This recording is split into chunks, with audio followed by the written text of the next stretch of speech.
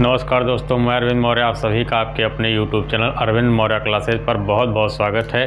और आप सभी लोगों को मैं एक बार पुनः बधाई देना चाहता हूं कि आप लोगों के अथक परिश्रम और मेहनत से, आपके आशीर्वाद से, आपके प्रेम से आज आपका चैनल 1000 सब्सक्राइबर प्लस हो चुका है। इसके लिए सभी श्रोतागण जितने भी हैं YouTube पे हमारे साथी, सभी को तहे दिल से बहुत बहुत धन्यवाद।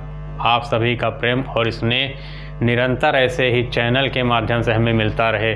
बहुत अपार खुशी हुई मित्रों ये जानकर कि हमारा चैनल आपके आशीर्वाद, आपके सहयोग से आपने हमारे वीडियो को पसंद किया, शेयर किया, जिसका ये जीता जागता उदाहरण है कि चैनल बहुत जल्दी 1000 प्लस सब्सक्राइबर प्राप्त कर लिया। ठीक, इसका पूरा श्रेय आप सभी को जाता है। इसमें आपकी मेहनत है, हमारा कुछ नहीं है। हम तो केवल वीडियो बना रहे हैं, बस खाली वीडियो को चलाना है, आपकी जिम्मेदारी है। शेयर आपको करना है, पसंद आपको करना है, जो भी उसमें त्रुटियां हैं उसकी सूचना हमें आपको ही देना है।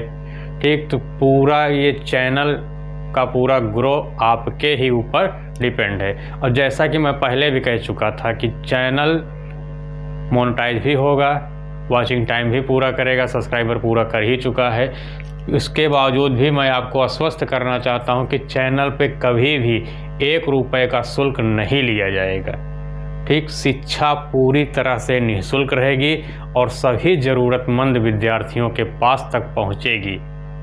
जब तक जीवन रहेगा तब तक वीडियो बनाऊंगा, लेकिन एक भी पैसा किसी से किसी भी वीडियो के माध्यम से नहीं लिया जाएगा। और आगे आने वाले समय में आपको बुक भी उपलब्ध कराई जाएगी, PDF नोट्स जो होते हैं, लेकिन वो भी पूरी तरह से निःशुल्क ही रहेगा। 1 रुपया किसी भी स्टूडेंट से कहीं भी नहीं लेना है हमें। ठीक, तो चैनल पर निरंतर बने रहिए, ऐसे ही प्रेम और स्नेह बना रहे। आज आइए देखते हैं चक्रवृद्धि ब्याज। ठीक, कक्षा 8 में देखिए तो आपको चक्रवृद्धि ब्याज मिल जाएगी। बहुत सारी सवाल बनती हैं, और कोई भी कंपटीशन परीक्षा देने जा रहे हो, चाहे रेलवे की हो, SSC की हो, बैंकिंग, चाहे जो परीक्षा देने जा रहे हो, जिसमें सिलेबस आप देख लीजिए, अगर चक्रवृद्धि ब्याज है तो सवालें यही आएंगी।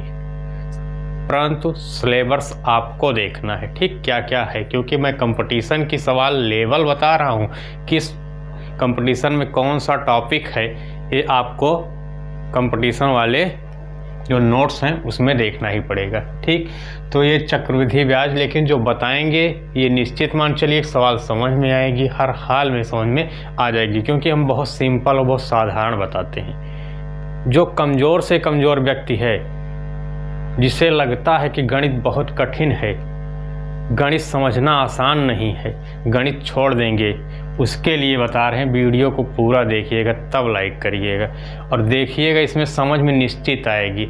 सबसे पहले हम बात करते हैं चक्रवृद्धि ब्याज की।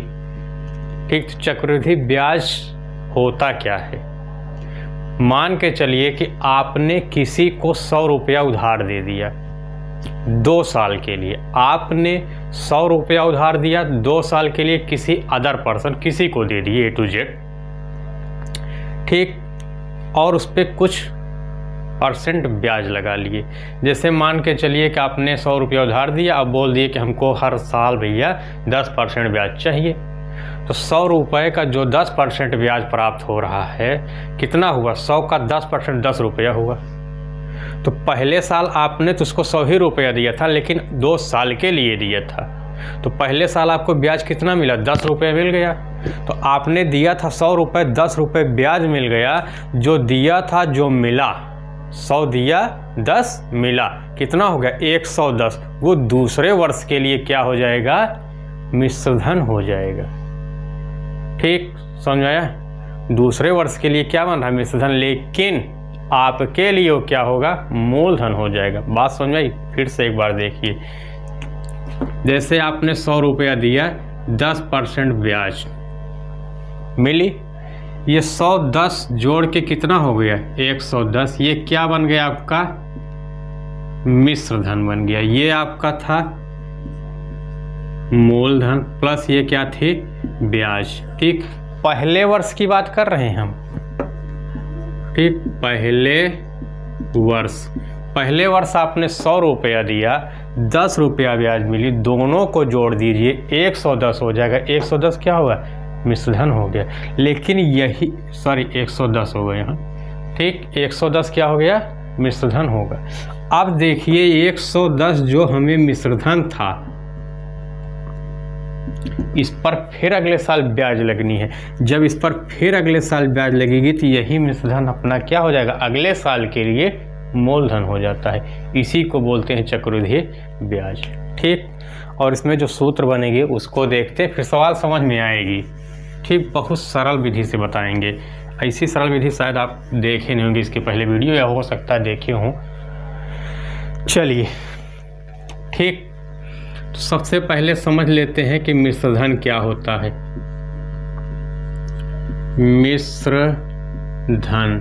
मिश्रधन बराबर सूत्र आपका बनेगा मूलधन प्लस उस वर्ष की ब्याज।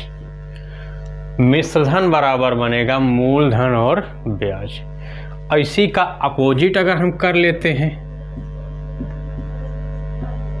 मिश्रधन मूलधन इधर कन्वर्ट कर लेंगे तो किस में हो जाएगा? माइनस में। मूलधन इक्वल क्या बचा? ब्याज, ठीक। तो हम कह सकते हैं ब्याज बराबर क्या होगा हमारा? मिश्रधन माइनस मूलधन। जो हमने धन जमा किया है 1 साल के लिए बैंक में, वो हमारा मूलधन होगा। 1 साल के बाद बैंक कुछ ब्याज लगा के धन को वापस करेगी या खाते में जमा कर देगी, वो क्या हो जाएगा? आपका मिश्रधन, ठीक। जैसे हमने 100 रुपया जो बैंक में जमा कर दिया 1 साल के लिए 10% वार्षिक ब्याज की दर से, तो 110 रुपये हमको मिलेंगे। 110 रुपये क्या होगा? आपका मिश्रधन होगा। ब्याज होगी 100 रुपया, ये हो जाएगा मूलधन और ये हो जाएगा आपका मिश्रधन। समझ में आया? एक बार फिर से देखिए, हम बैंक में कितना जमा कर रहे हैं? 100 रुपया। 10% ब्याज मान लीजिए हमको मिल रही थी, 10 रुपये ब्याज मिल गया। और इसके बाद अब हमको कितना हो गया? 100 रुपये जमा किए थे, 10 रुपये और पा गए, 110 हो गया। 110 क्या होगा? वही मिश्रधन होगा, ठीक। और इसी मिश्रधन में से मूलधन जब घटा लेंगे तो क्या हो जाएगा? ब्याज हो जाएगा। जैसे मिश्रधन कितना है? 110 माइनस मूलधन 100, ठीक। ब्याज कितना आ जाएगी आपकी? 10 रुपये। समझ में आई? तो ये 2 प्रमुख सूत्र हैं। सवाल अभी आगे बताई जाएगी। पार्ट 1 और 2 वीडियो बनाना पड़ेगा इसका ना। ये समझ में आया? इसके बाद एक सूत्र होता है मिश्रधन निकालने का सूत्र, ठीक। तो मिश्रधन निकालने का जो सूत्र बनेगा आपका, मिश्रधन बराबर मूलधन ब्रैकेट में 1 प्लस दर बटे 100 पूरे की घात क्या हो जाएगी? समय, ठीक। ये इतना आपके समझ में आ गया होगा। अब इसके बाद कभी कभी सवाल में देखिएगा तो ब्याज छमाही कहता है, तिमाही कहता है, 2 चीज़ कहेगा। ब्याज छमाही कहेगा या तिमाही कहेगा। तो हमें सबसे पहले जानना है 1 वर्ष में कितने महीने होते हैं? 12 माह, ठीक। 1 वर्ष में कितने महीने होंगे? 12 माह। जब तिमाही की बात करें, कब? जब तिमाही की बात हो। तो 1 वर्ष में कितनी तिमाही होंगी यही जानना है। तो 1 वर्ष में कितने महीने होते हैं? 12। और तिमाही की बात कर रही है, तिमाही कहा ना, तिमाही यहाँ स्पष्ट चल रहा है ना, 3 दिया। तिमाही 3 से इसको भाग दे देंगे, 3 चौक 12, 4 आ गया। अब ये क्या होगा? दर में 4 से भाग कर देंगे। दर में क्या करेंगे? 4 से भाग कर देंगे। और समय में 4 से गुणा करते हैं, ठीक। समय में क्या करते हैं, 4 से गुणा। कब, जब ब्याज तिमाही कहे तो दर में 4 से भाग करेंगे और समय में 4 से गुणा कर देंगे। ये भी नोट रखिएगा, ठीक। जब ब्याज तिमाही कहे, क्योंकि एक वर्ष में 12 महीने होते हैं और 12 महीने में कितनी तिमाही बन रही है, तो 12/3 से भाग दे दीजिए, तो एक वर्ष में 4 ही तिमाही आपको मिल रही है, ठीक। तो तिमाही ध्यान रखिएगा, जब भी तिमाही कहे तो दर में आपको 4 से भाग देना है और समय में 4 से गुणा कर देना, ठीक। एक स्क्रीनशॉट इसका लीजिए, फिर इसके आगे नेक्स्ट बता रहे हैं।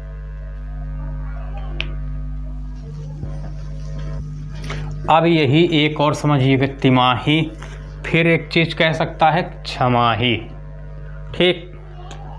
वीडियो को एकदम ध्यान से देखिएगा और स्क्रिप्ट अगर कर देंगे तो पता लगे हम तिमाही बताए हैं, स्क्रिप्ट कर दिए छमाही उड़ जाएगा, ठीक। तो क्रम से देखिए, छमाही जब कहेगा तो एक वर्ष में कितनी छमाही होगी, एक वर्ष में कितने महीने होते हैं, 12/6, कितनी छमाही हो गई, 2, ठीक। एक वर्ष में 2 छमाही होती है। आपका जो हाफ ईयरली एग्जाम होता है साल भर में कितनी बार होता है, एक ही बार तो होता है, फिर एनुअल हो जाता है, क्योंकि 6 महीने छमाही होगा, फिर 6 महीने पे एनुअल हो जाएगा, तो 2 ही बार तो परीक्षा हो रही है, वैसे याद कर लीजिए। तो छमाही जब कहे तो क्या करना है, 12/6, 12 कहाँ से पाए हैं, एक वर्ष में 12 महीने हो रहे हैं, तो इससे भाग दे देंगे, 2 आ गया। 2 क्या आती है, छमाही आती है, ठीक। एक वर्ष में कितनी छमाही होती है, 2 छमाही होती। तो हमें क्या करना है, दर में 2 से भाग और समय में 2 से गुणा, ठीक। ब्याज जब भी आपको कहे, जैसे सवाल दे दिया कि 8,000 रुपये का 10% वार्षिक ब्याज की दर से 3 वर्ष का मिश्रण क्या होगा, जबकि ब्याज छमाही लग रही है, तो दर कितनी थी, 10% थी, तो आपको भाग दे देना, दर 5% आ जाएगी। समय 3 वर्ष कह रहा था, 3 में 2 से गुणा कर दीजिएगा, 6 वर्ष आ जाएगा, ठीक। इस प्रकार से ये प्रमुख सूत्र होते हैं, इन्हीं के ऊपर हमें पूरी की पूरी सवाल लगानी है, ठीक। चलिए सवाल देखते हैं। इसके बाद एक ही सवाल में आपको समझ में आ जाएगा। जैसे पहली सवाल आपकी बन रही है, एक 8,000 रुपये का 10% वार्षिक ब्याज की दर से 3 वर्ष का चक्रवृद्धि मिश्रधन बताओ, ठीक। अगर ब्याज पूछता तो हम ब्याज भी निकाल सकते थे, क्योंकि मिश्रधन आ गया, घटा देंगे, मूलधन आ जाएगा। अब जो दिया है सबसे पहले हल करते समय उन बिंदुओं को लिख लेते हैं। 8,000 की बात कर रहे थे, आपका दिया है मूलधन, कितना दिया है, 8,000 रुपये। इसके बाद दर की बात कर रहा है, दर दे रखा है कितना, 10%। इसके बाद समय दे रखा है 3 वर्ष, ठीक। जो दिया था उसको स्टेप बाय स्टेप हम रख लेते हैं, मूलधन, दर, समय। अब जो निकालना है, क्या निकालना है, मिश्रधन, ठीक। मिश्रधन बराबर क्वेश्चन मार्क, इतना समझ में आया। इसके बाद सूत्र लिखिएगा, मिश्रधन बराबर मूलधन, यहाँ ब्रैकेट हो जाएगा,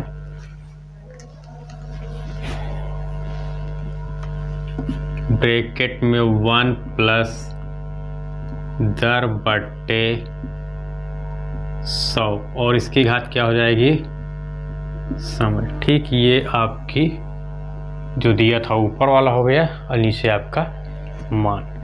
अब देखिए जो पूछ रहा है, मिश्रधन पूछ रहा है, मूलधन दिया है, दर दिया है और समय दिया है।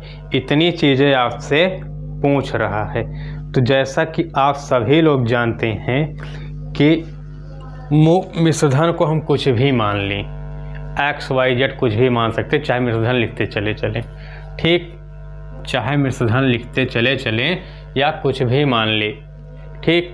अगर सूत्र की बात करें कि हमें सूत्र में क्या मानना है, मान लीजिए इसका इंग्लिश सूत्र बनाना है हमको, कि हिंदी में हम समझ नहीं पा रहे हैं, हमको इंग्लिश सूत्र बनाना है, तो उसका एक ट्रिक होता है, वो भी आपको मैं बता दे रहे हैं, ठीक। मिश्रधन को किस प्रकार करते हैं, A से मूलधन, P से ब्रैकेट में 1 प्लस R बट्टे 100 घाते समय को n से, ठीक। ये आपका एक सूत्र और बन जाता है, ठीक। इसी का शॉर्ट रूप है, ठीक।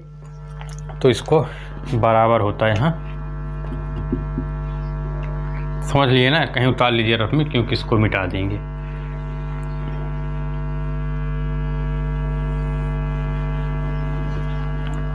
अब क्या करना, मिश्रधन को बताए ए करते, ए इक्वल मूलधन कितना दिया है 8000, ब्रैकेट के अंदर 1 लिखिए, प्लस दर की वैल्यू कितना दिया है, कितने % दर है 10 बटे 100 घाते कै वर्ष दिया, समय 3 वर्ष, 3 कर देंगे, ठीक।